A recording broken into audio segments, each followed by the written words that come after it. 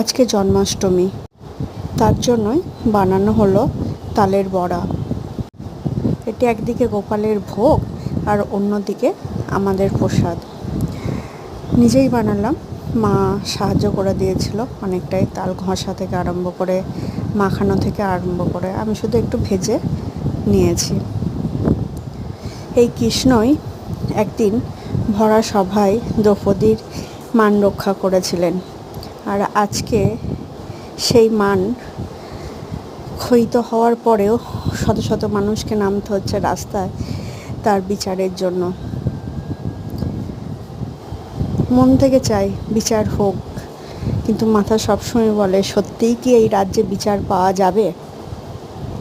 গোপালের আজকে জন্মদিনে মন থেকে চাইব সত্যিই বিচার হোক, দোষীদের বিচার হোক, প্রতিবাদের গলা আরও উঠুক।